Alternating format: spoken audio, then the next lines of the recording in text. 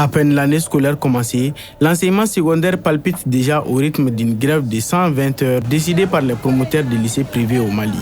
Ils réclament le paiement intégral des frais scolaires et demi-bourses de l'année scolaire 2022-2023. Ces fonds, essentiels pour l'achat des matériels pédagogiques et des fournitures scolaires, sont les souffles vitaux qui animent les écoles privées. Dans la ville et les rues, l'inquiétude se lit sur les visages des enseignants, des élèves et des parents d'élèves, tandis que les salles des classes résonnent de silence. C'est très inquiétant.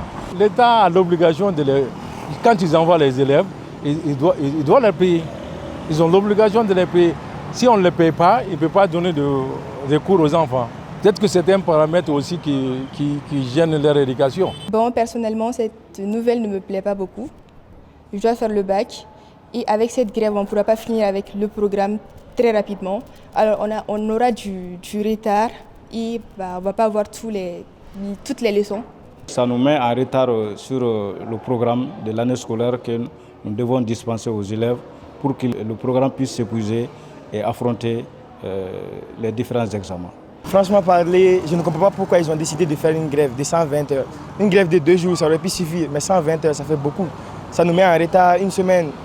Même pas après une semaine, lundi ils vont venir encore, ils vont dire encore 120 heures. Ça va nous mettre en retard par rapport aux autres lycées.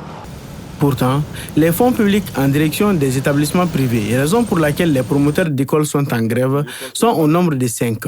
À savoir, les frais scolaires pour soutenir la gratuité de l'enseignement public, la demi-bourse pour l'équipement des élèves, les frais de stage, entre autres. Ils l'ont fait savoir le samedi 21 octobre 2023 à travers un point de presse. Cette année, pour subventionner les établissements privés, l'État exige la présentation d'un quitus fiscal prouvant le paiement des dettes fiscales ou des impôts, ce qui est inapproprié selon eux. Nos programmes sont nombreux. Depuis la 10e année, 11e année, nous sommes déjà en retard dans les programmes. Et si en plus de ça, en terminale, nous devons avoir des bâtons comme ça dans le dos, moi personnellement, ça ne me plaît pas beaucoup. C'est vraiment un désavantage pour nous. Et peut-être qu'au bac, pendant les épreuves, ils ne vont pas prendre ça en compte. Vu la crise sécuritaire que nous vivons actuellement, s'il faut que ceci vienne s'ajouter, je pense que ça risque d'aggraver un peu la situation que nous vivons. Donc je pense qu'il y a lieu de trouver une solution aussi rapide sur cela. Ils peuvent gérer leurs affaires entre eux, mais il ne faut pas mêler l'avenir du pays à ça, parce que nous sommes l'avenir de ce pays.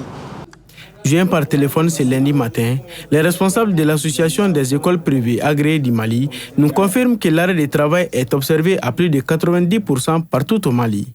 Les élèves, eux, observent avec les yeux pleins d'espoir, se demandant si leurs cahiers resteront vides.